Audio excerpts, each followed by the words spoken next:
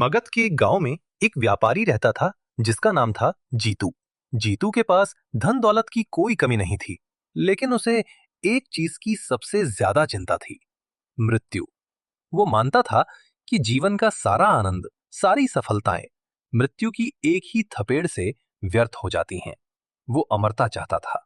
साल दर साल जीतू ने साधुओं से, वैद्यों से और यहां तक कि पहाड़ी चुड़ैलों से भी अमरता का रहस्य पूछा, लेकिन सब व्यर्थ।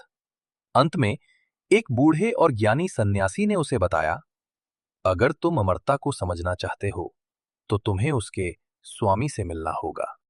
यमराज से? जीतू ने कांपते हुए पूछा।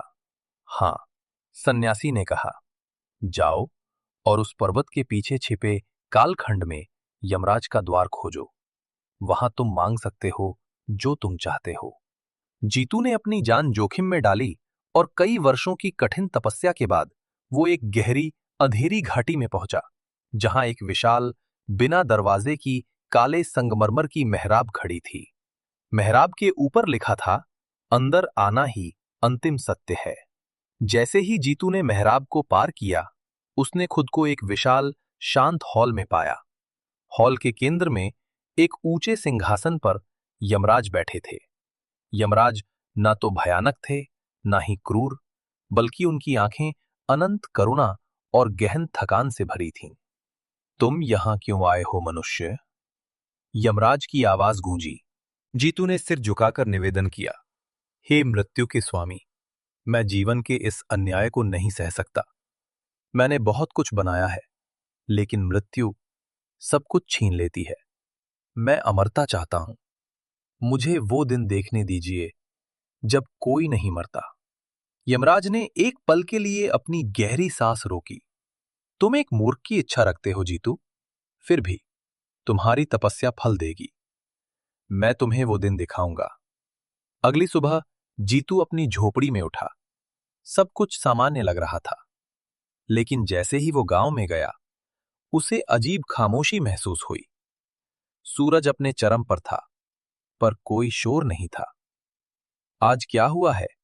उसने एक किसान से पूछा जो हल चला रहा था।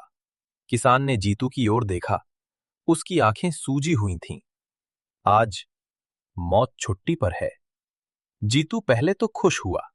उसने बाजार में मिठाई बांटी, लोगों को गले लगाया, पर जल्द ही उत्सव की जगह डर छाने लगा। पहला बदलाव, अस्पताल में भयानक अराजकता थी। डॉक्टर और नर्सें असहाय थीं। एक बूढ़ा आदमी जो महीनों से पीड़ा में था और मुक्ति की भीख मांग रहा था, वो बस चीख रहा था। वे उसे बचा नहीं सकते थे, ना ही उसे मरने दे सकते थे। उसका जीवन एक शाश्वत यंत्रणा बन गया था। दूसरा बदलाव, कुछ दिनों बाद पृथ्वी पर बोझ बढ़ने लगा। कोई जानवर नहीं मर रहा था। भेड़ें, बकरियां, सांप और कीड़े सब बढ़ते जा रहे थे। खेती के लिए जगह नहीं बची। जमीन और पानी संक्रमित हो रहे थे क्योंकि प्रकृति की सफाई रुक गई थी। तीसरा बदलाव और सबसे भयानक, लोगों के चेहरे से आशा गायब हो गई। युवा पीढ़ी अब भविष्य के लिए काम नहीं कर रही थी। हम वैसे भी नहीं मरेंगे, वे कहते थे। आज या कल में क्या फर्क है? प्रेम और परोपकार लुप्त हो गए। लोग लालची और स्वार्थी हो गए क्योंकि हर कोई जानता था कि उसके पास अनंत कल है, क्योंकि दुनिया में पहले ही बहुत भीड़ थी। जीवन का चक्र, उत्पादन, प्रेम, त्याग सब टूट गया था।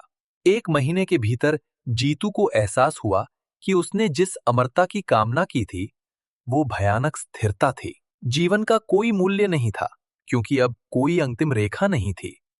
सब कुछ एक अंतहीन, अर्थहीन पुनरावृत्ति बन गया था। दुखी होकर जीतू उसी कालखंड में वापस भागा। उसने यमराज के द्वार के सामने घुटने टेके और चीख पड़ा, बस करो स्वामी, मैंने गलती की। मृत्यु ही जीवन का अर्थ है। यमराज फिर से शांत सिंहासन पर बैठे थे। उनकी आंखों में थकान थोड़ी और बढ़ गई थी। अमरता, जीतू, यमराज ने कहा, मुक्ति नहीं है, ये केवल अनंत कार्य है। तुम सोचते थे कि मृत्यु अंत है, पर मृत्यु तो शुरुआत है। ये जीवन को दुर्लभ और कीमती बनाती है।